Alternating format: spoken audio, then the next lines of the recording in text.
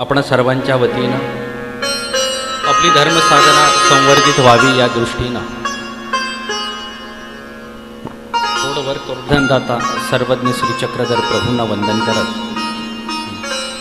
आचार्य श्री नागदेवांच्या पासून आज पावेतो ज्या आचार्यांनी ही ज्ञानसाधना स्मरण साधना संवर्धित केली या सर्व आचार्यांना वंदन करत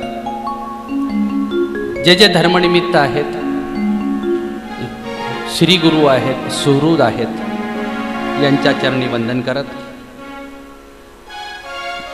आपणा सर्वांचं श्रद्धास्थान अधिष्ठान जिच्या साक्षीनं महानुभाव पंथाचं या परिसरातलं खऱ्या अर्थानं बहरणं झालं त्या श्री शिन्नस्थळीच्या अधिष्ठानाला वंदन करत ज्यांची या ठिकाणी पावन उपस्थिती लाभली,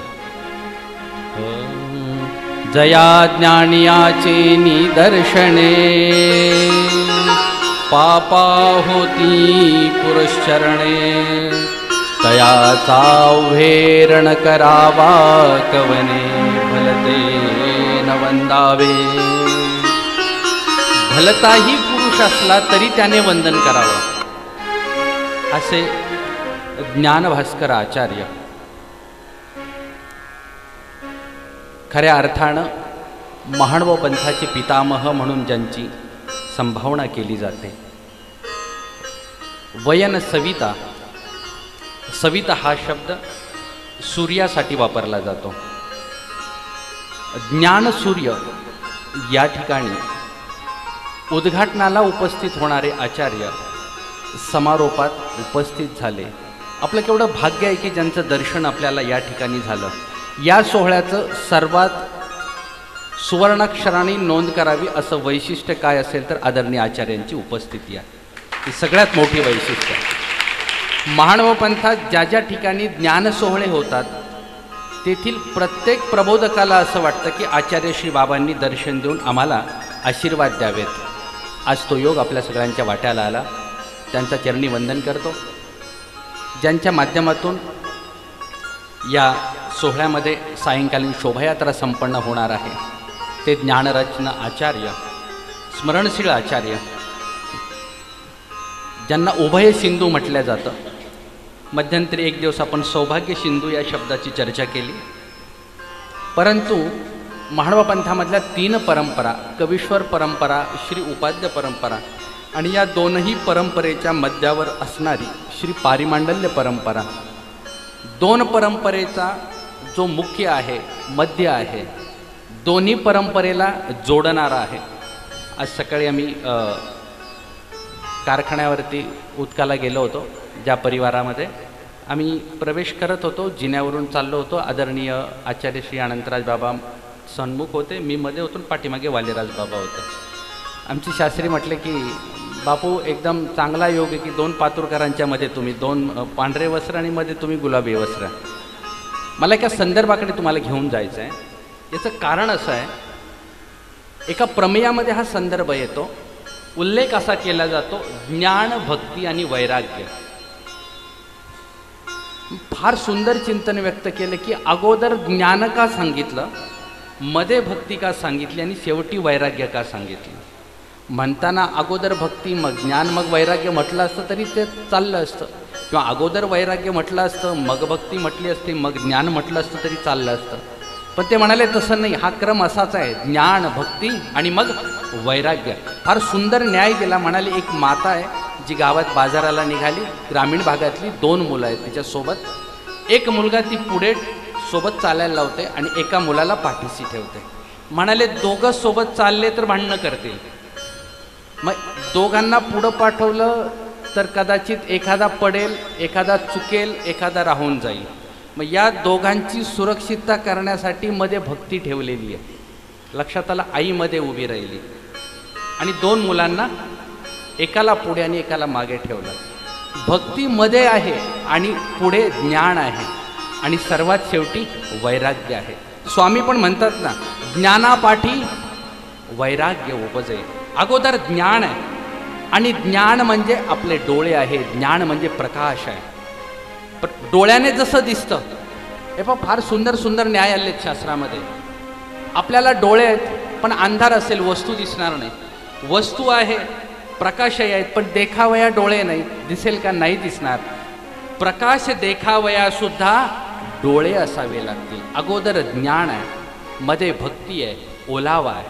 केवळ ज्ञान कामाचं नाही, कारण ज्ञानामध्ये कोरडेपणा असतो, ज्ञानामध्ये तर्क असतो, ज्ञानामध्ये भांडणाचा योग असतो. ज्ञान भांडतं, प्रेम कधी भांडत नाही. जगाच्या पाठीवर जेवढी काही भांडणं झालीत की नाही, त्याच्या मुळाशी कुठेतरी ज्ञान आहे, पण प्रेम नाही. तिथे भांडणं होतात. पण प्रेम काय करतं? या दोघांना जोडण्याचं काम करतं. भक्ती मध्यावर ठेवली की ती वैराग्याला पण सोबत घेते आणि ज्ञानालाही हाताशी धरलं. आईच्या हातातले 2 बालकं जशीत ना, भक्ती म्हणजे माता आहे आणि एक मुलगा म्हणजे ज्ञान आहे आणि दुसरा मुलगा म्हणजे वैराग्य. दोघांना जोडणारी आई महत्त्वाची. खरं म्हणजे सर्व अधिकरण, ज्ञान साधक, तपस्विनी साध्वी, तरुण साधक हे सर्वजण अशा मातृ अवस्थेमध्ये आहेत की जे आपल्याला सोबत घेऊन चालतात. फार महत्त्वाची गोष्ट आहे. सोबत कोण घेऊन चालतो माहिती आहे का? स्पर्धा असेल तर तो दुसऱ्याला मागे सरकवतो आणि स्वतः पुढे जातो. पुढे पुढे जाणाऱ्यांची संख्या फार कमी नाही, खूप काही आहे. प्रत्येकाला वाटतं मला पुढे, आदरणीय बाबा बोललेच की नाही, माई कशी व्यवस्था आहे, सोडावं वाटत नाही.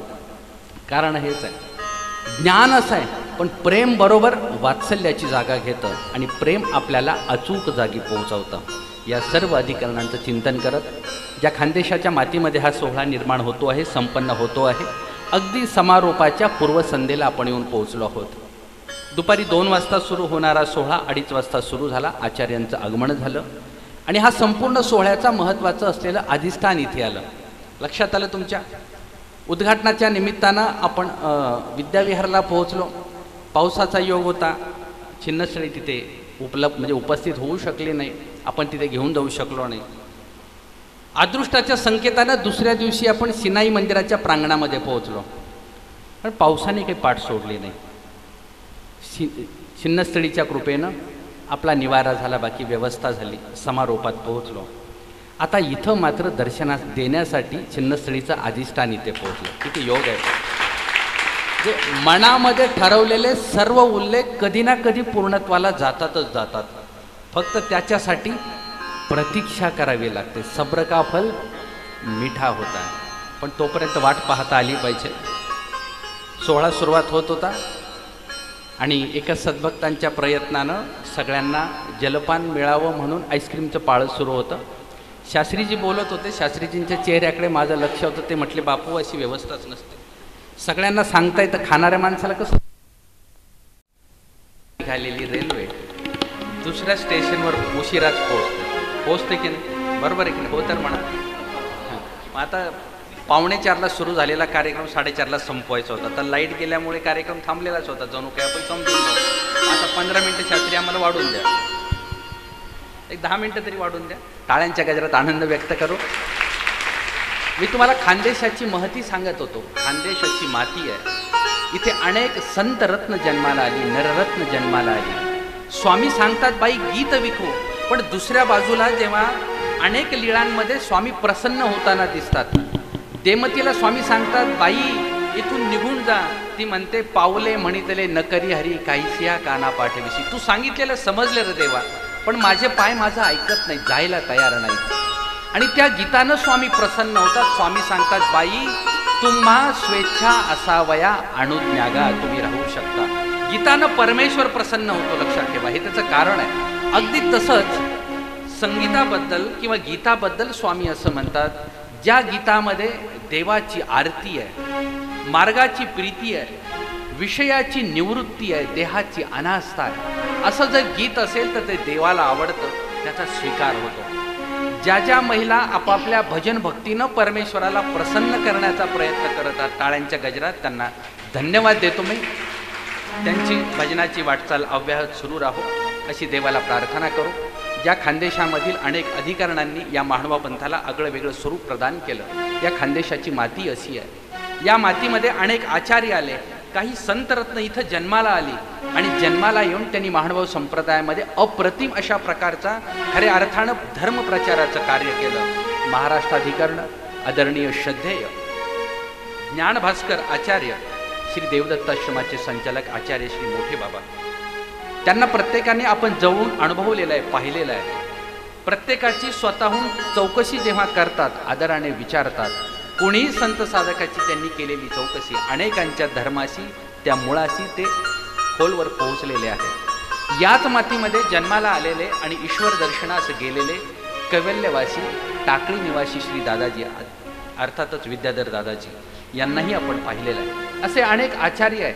या आचार्यांची या खानदेशाला लाभलेला स्पर्श हा खरं तर एक प्रकारचा परिस स्पर्श आहे. लोखंडाला स्पर्श झाला ना परिसाचा की त्याचं सोन्यामध्ये रूपांतर होतं. म्हणून ही अशी माती आहे. या मातीवर प्रेम करता आलं पाहिजे. अशा ज्ञान साधनावर, अधिकरणांवर, गुरुनिमित्तांवर आपल्याला निरतिशय प्रेम करता आलं पाहिजे. आणि हे प्रेम करण्याची भाषा याच्यातून, या काव्यातून व्यक्त होते. या जगण्यावर शतदा प्रेम करावे, या जन्मावर या जगण्यावर शतदा प्रेम करावे, शतदा प्रेम करावे, शतदा प्रेम करावे, या जन्मावर या जगण्यावर शतदा प्रेम करावे, या जन्मावर.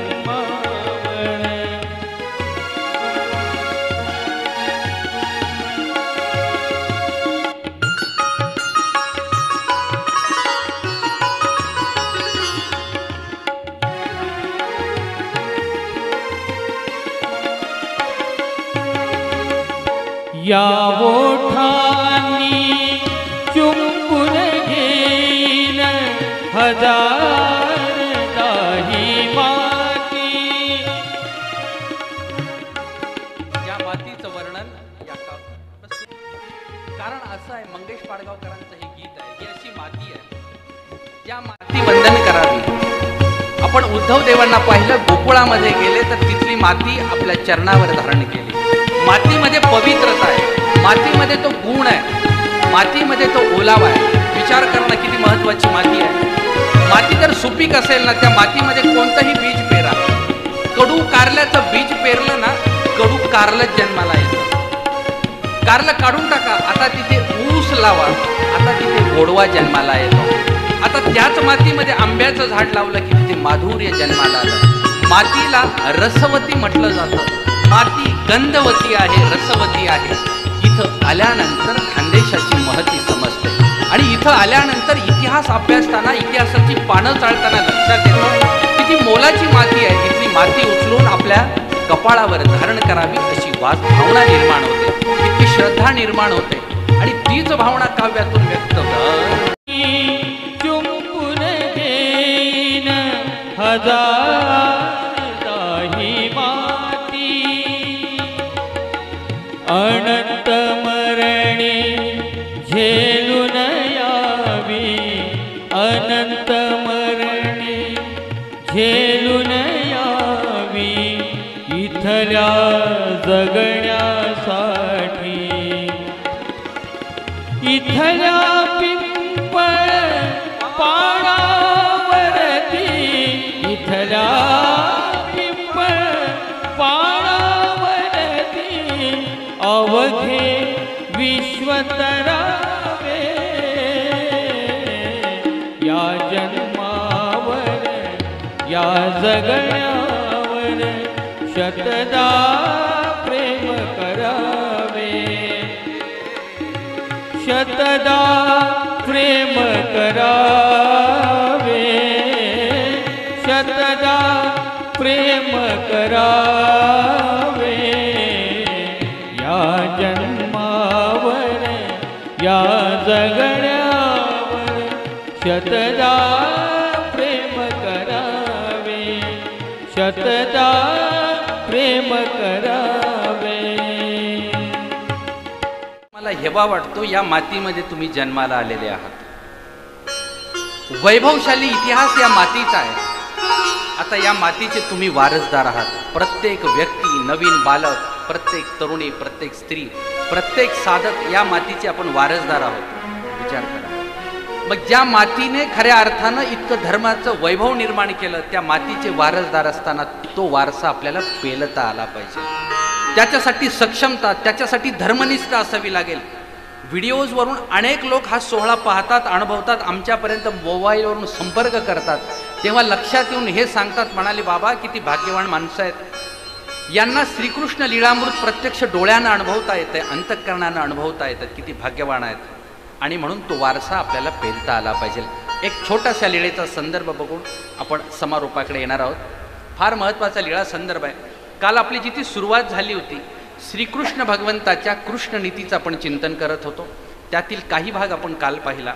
आज आपण त्यातील काही पुढील विषयाकडे येतो आहोत. पहा, श्रीकृष्ण भगवंताची अशी नीती आहे, प्रत्येक गोष्टीमध्ये असा एक दृष्टी आहे, दृष्टिकोन आहे. आपण तो अनुभवतो, आपण तो पाहतो. जेव्हा श्रीकृष्ण भगवंत शिशुपाळाला सामोरं जात असतात, राजसूय यज्ञाचा प्रसंग असतो, तुम्हाला माहीत आहे. सर्वज्ञांनी लीळा या संदर्भामध्ये सांगताना श्रीकृष्ण भगवंत आणि अर्जुन देव जेव्हा स्वर्गाकडे आरोहण करतात, निघतायत, दोघांचा सोबत प्रवास आहे. आता स्वर्गामध्ये प्रवेश करणार तेवढ्यात श्रीकृष्ण भगवंत सांगतात, अर्जुन देव हो, या पायरीवर पाव नका ठेवू, इथे पाय नका देऊ. म्हणाले इतक्या पायऱ्या चढून आलो, मग या पायरीवर पाय देऊ नको, भगवंत असं का म्हणतो? म्हणाले याचं कारण असं आहे की या पायरीमध्ये तुझा पिता दुःख भोगतो आहे, पंडू राजा. अर्जुन देवानं डोक्याला हात लावला, म्हणाले जीजी, आमचे पिताश्रींना आम्ही प्रत्यक्ष डोळ्याने पाहिलं नाही, पण त्यांचं कर्तृत्व इथल्या इतिहासामध्ये नोंद आहे. इतके कर्तृत्वशाली होते, धर्मनिष्ठ होते. म्हणाले याचं कारण असं आहे, 100 यज्ञ करावे तेव्हा स्वर्ग देवतेची प्राप्ती व्हावा असा सिद्धांत आहे. पण योग असं म्हणाले की यांच्याकडून 99 यज्ञ झाले, 1 यज्ञ बाकी राहिला. देवता भक्ती किती अवघड आहे आणि ईश्वर भक्ती किती सोपी आहे. एखाद्या देवतेचं अधिष्ठान तिला जास्वंदाचंच फुल व्हावं लागतं. एखाद्या देवतेचं अधिष्ठान असं असतं की त्याला बेलाचंच पान व्हावं लागतं, पाणीच घालावं लागतं. ईश्वर धर्म किती सोपा आहे. कुठलाही पदार्थ असू द्या तुम्ही अर्पण करू शकता. मोदक असला तरी चालतो, नसला तरी चालतो. पत्रम पुष्पम फलम तोयम, तोय म्हणजे पाणी सुद्धा चालतं. ईश्वर धर्म इतका सोपा धर्म खरंच कुठला नाही. लक्षात ठेवा, ज्या दिवशी पदार्थ नसेल ना, त्या दिवशी फक्त हात जोडा आणि कपाळ टेकवा, तरी सुद्धा परमेश्वर त्या पाण्याचा स्वीकार करतो की नाही स्वीकार. इतकी पवित्रता ईश्वर धर्मामध्ये. म्हणाले 1 यज्ञ बाकी होता, पंडू राजाला तिथल्या स्वर्गाच्या पायरीमध्ये दुःख भोगण्यासाठी ठेवलं. म्हणाले मग आता याला उपाय काय? श्रीकृष्ण भगवंतानं परतीच्या प्रवासामध्ये विचारलेल्या प्रश्नाला सांगितलं अर्जुन देवांना. म्हणाले भूपृष्ठावर गेल्यावर, जमिनीवर गेल्यानंतर म्हणाले यज्ञ करावा लागेल, राजसूय यज्ञ, आणि त्या यज्ञाचे सर्व लाभ म्हणाले पित्याला अर्पण करावे लागतील. तुम्हाला माहीत आहे त्याचा पुढचा इतिहास फार मोठा आहे. यज्ञ झाला, त्या यज्ञाच्या निमित्तानं श्रीकृष्ण भगवंताचं पूजन ठरलं. सर्वात अगोदर पूजन जो श्रेष्ठ आहे त्याचं केलं पाहिजे. ज्ञानवृद्ध तो सर्वत्र पूज्य. सर्व राजे उपस्थित झाले आर्यावर्तातले.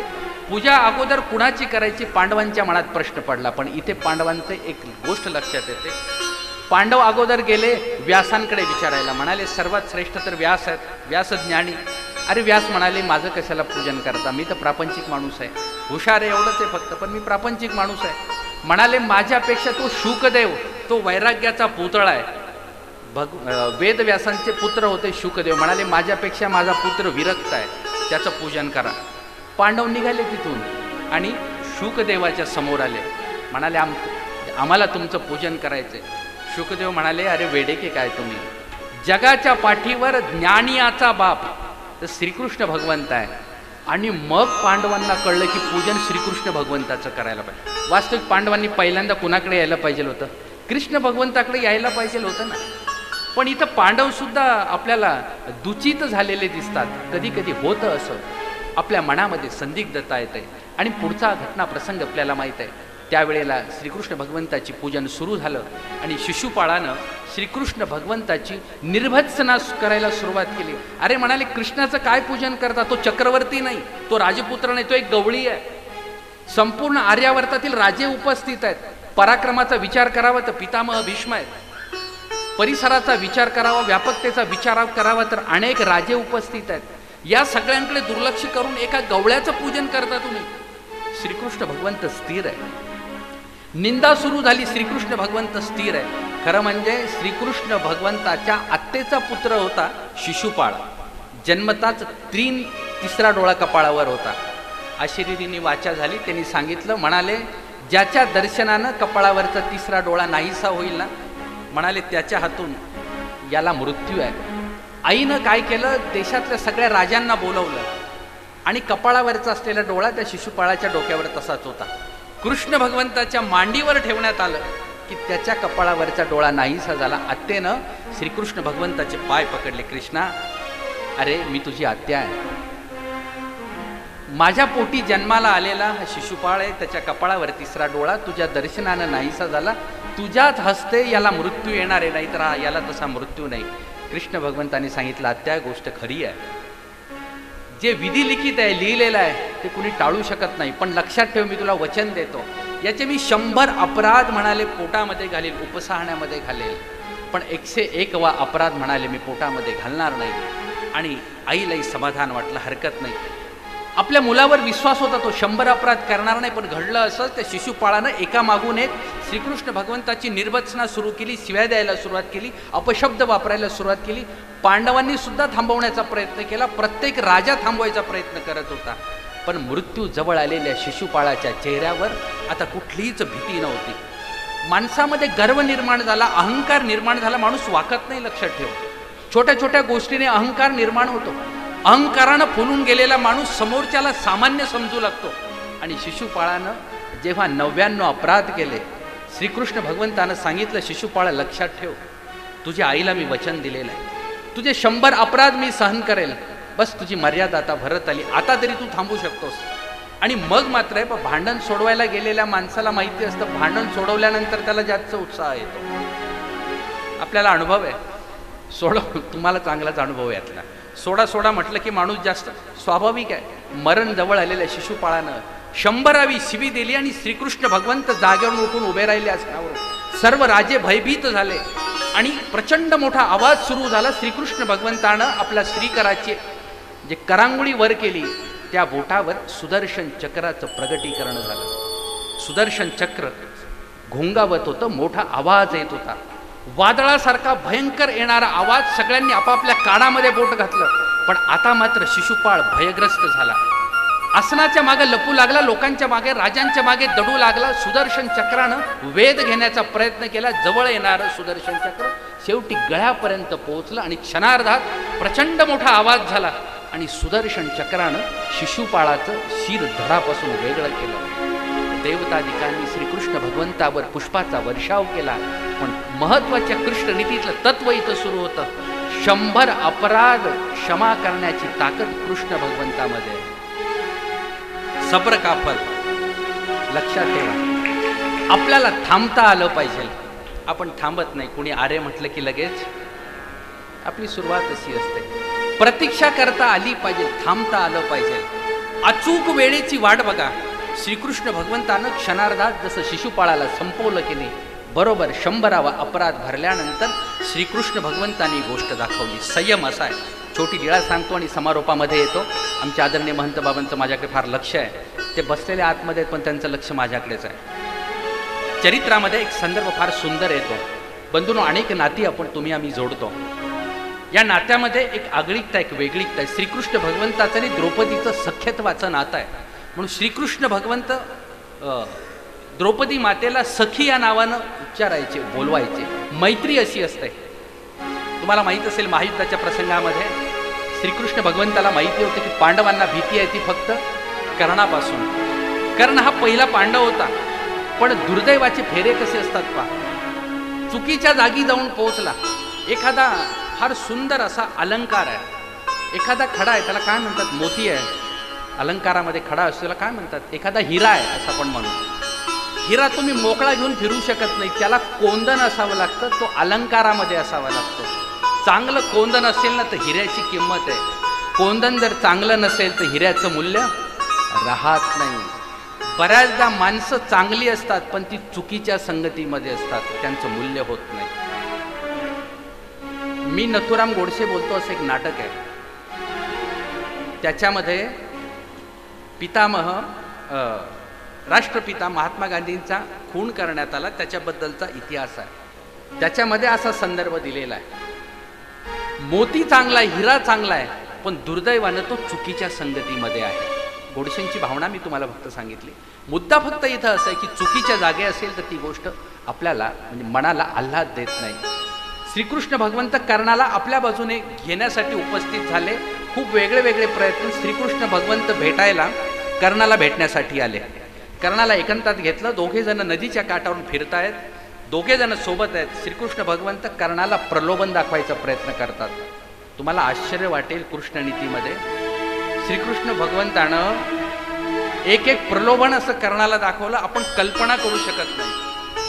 म्हणाली, जी द्रौपदी माता 5 पांडवांची पत्नी आहे, तू जर पांडवांकडे आला की नाही तर ती सुद्धा तुझं चरण प्रक्षालन करेल. कर्णाने सांगितलं, कृष्णा तू ओळखतो आता मला, खूप वर्ष उलटून गेले रे, आता मला पाठीमागे नाही येता येणार. म्हणाले, लक्षात ठेव, तू जर कौरवांकडे राहिला तर तुझा मृत्यू निश्चित आहे. तेव्हा एक गोष्ट आपल्या जीवनातली कर्णाने श्रीकृष्ण भगवंताला सांगितली, कृष्णा दुर्योधन माझा मित्र आहे, तो चुकीचा आहे मला माहीत आहे, पण तो चुकीचा असला तरी मी त्याला सोडू शकत नाही. याचं कारण एक फार सुंदर प्रसंग आहे. म्हणाले, त्याने माझे फार लाड केलेले आहेत, फार आम्ही जवळ राहिलेलो. मी तो दुर्गुणी असूनही मी त्याच्या पाठीशी उभा आहे. मला माहिती आहे की माझा सर्वनाश होणार आहे, तरी मी त्याच्या पाठीशी राहील, कारण तो माझा मित्र आहे. आणि मित्राला अशा चुकीच्या वेळेला मी एकटं सोडणार नाही. आमची मैत्री अशी आहे. दुःख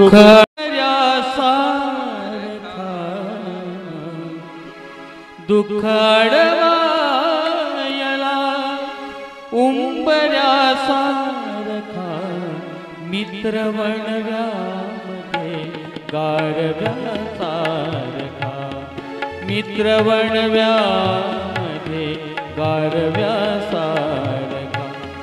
दुःखाडवायला उंबऱ्यासारखा, दुःखाडवायला उंबऱ्यासारखा मित्र वणव्यामध्ये गारव्यासारखा, मित्र वणव्यामध्ये गारव्यासारखा.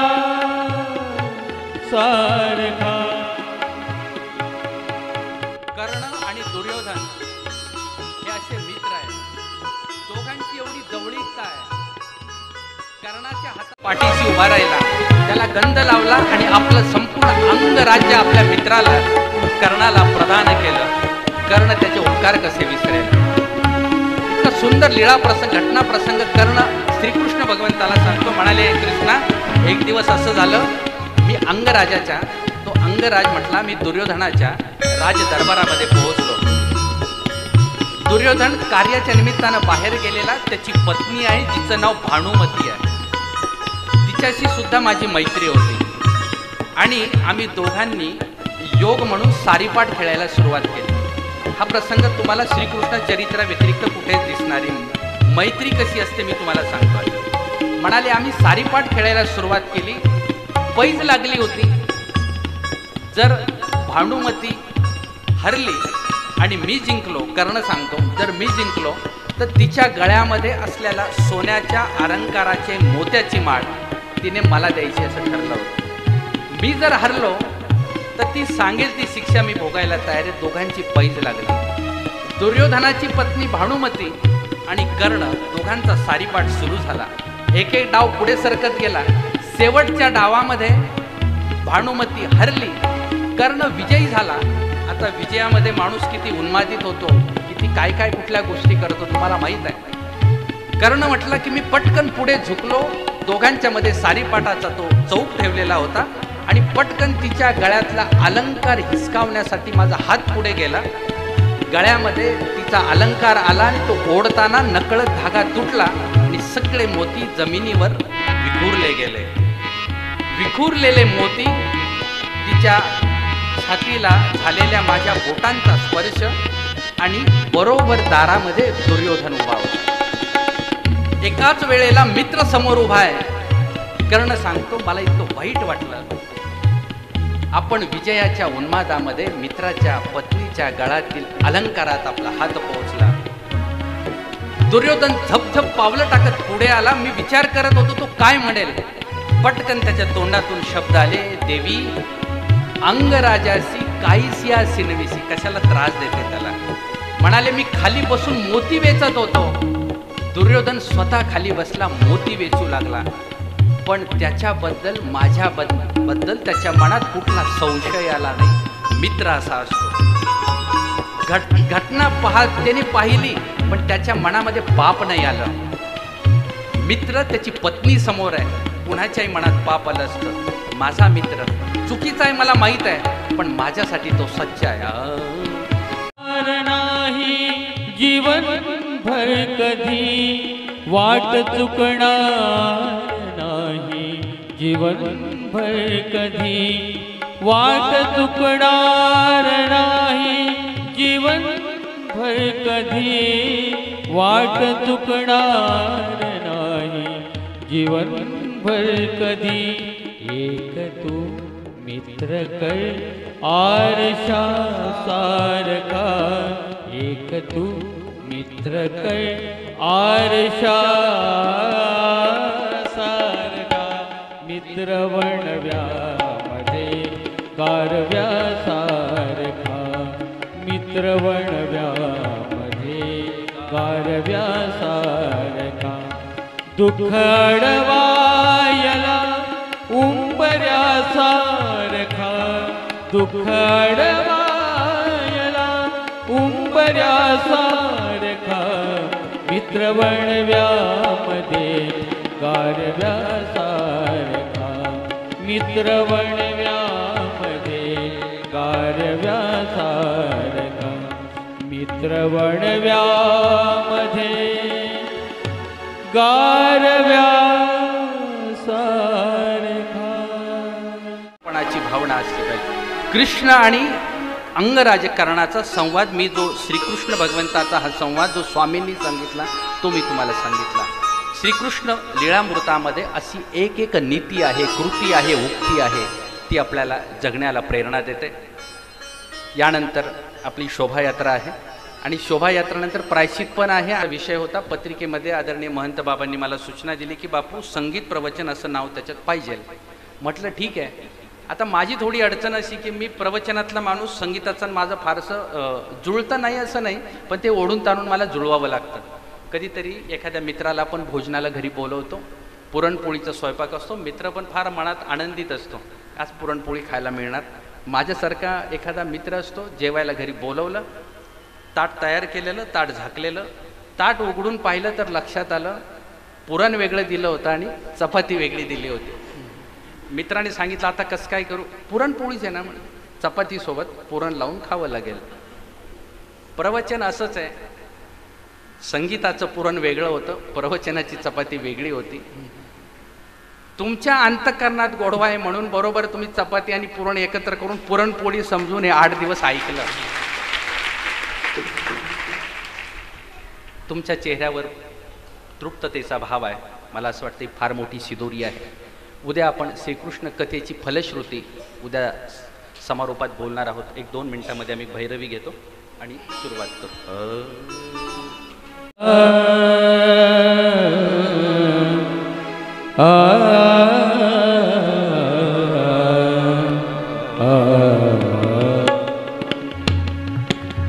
आम्ही बिघडलो तुम्ही बिघडाना.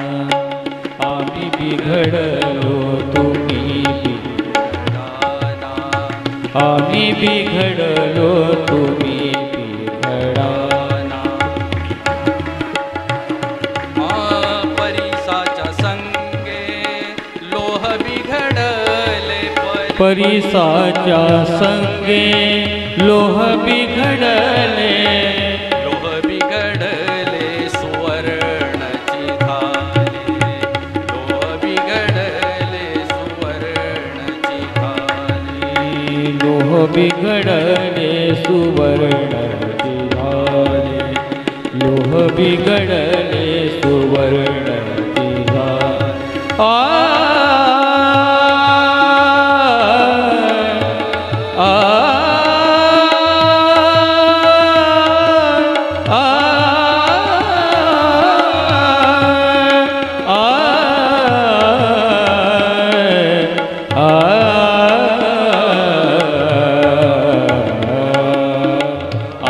बिघडलो तुम्ही बिघडाना, आम्ही बिघडलो तुम्ही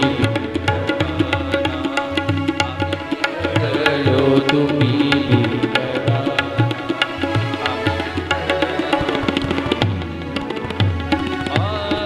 सद्गुरूच्या संगे शिष्य बिघडले, गुरूच्या संगे शिष्य बिघडले, गुरूच्या संगे शिष्य बिघडले, शिष्य बिघडले सद्गुरूची झाले, सद्गुरूची सांगे, सद्गुरूची सांगे आम्ही बिघडलो तुम्ही बिघडाना, आम्ही बिघडलो तुम्ही बिघडा.